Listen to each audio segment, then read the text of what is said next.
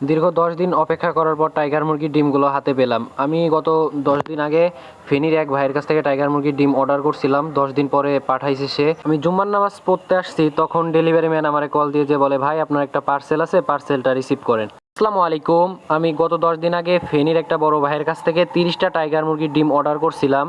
এখন আমি ডিমগুলো নিয়ে বাসায় চলে আসছি। এখন দেখতেই পাচ্ছেন ভাই কত সুন্দরভাবে আমার এই প্যাকেজিংয়ের মাধ্যমে ডিমগুলো পাঠাইছে। উপরে একটা বক্স দিছে, তার নিচে আরেকটা বক্স দিছে।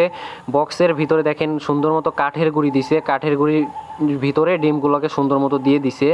আমি 30টা ডিম অর্ডার করছিলাম। ভাই আমার কাছ থেকে এক একটা ডিমের জন্য 25 টাকা করে নিছে। তো আমি ডিমগুলো এখন এক এক করে বক্স থেকে বের করে গুনে নিব, দেখবো যে ডিমগুলো ঠিকঠাক মতো আছে নাকি।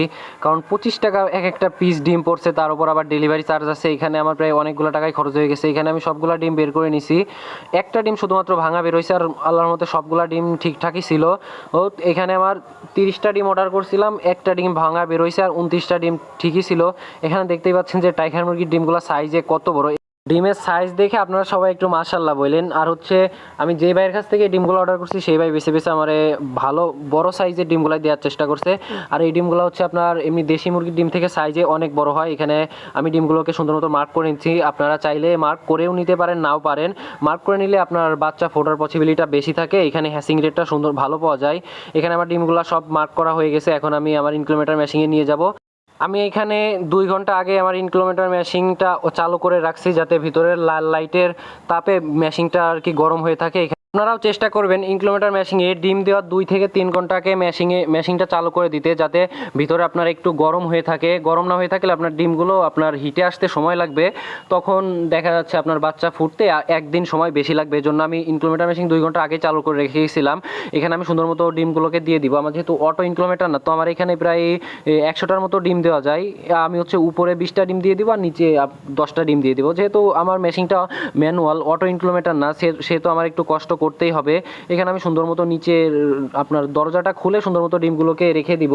আমি এখানে প্রথম 7 দিন ইনকিউবেটর মেশিনের আর্দ্রতা রাখবো 55 থেকে 60-এর ভিতর। আর আপনার তাপমাত্রা তো সবসময় আপনার 37.7-এ রাখতে হয়। 37.7-এ ভিতরের লাইট বন্ধ হবে, না হলে বাচ্চা ফুটবে না, বাচ্চা মরে যাওয়ার সম্ভাবনা থাকে।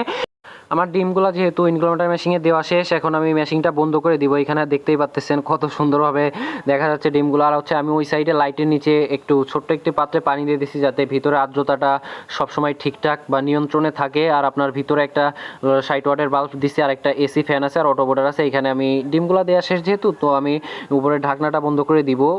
ম্যানুয়াল ইনকিউবেটর, অটো ইনকিউবেটর না, তাদের তো দিনে কষ্টই করতে হয়। দিনে 3 বার তো ডিম নাড়াচাড়া করেই দেওয়া লাগে। এখানে দেখতেই পাচ্ছেন আমি বলছিলাম যে 30টা ডিম অর্ডার করছি, বাট আমার এখান থেকে একটা ডিম ভেঙে গেছে। সেই ভাঙা ডিমটা, কিছু করার নাই, 30টার ভিতর থেকে একটা ভাঙা গেছে। এটা আমারই ভুলের কারণে ভাঙা গেছে, কিছু করার নাই এখন।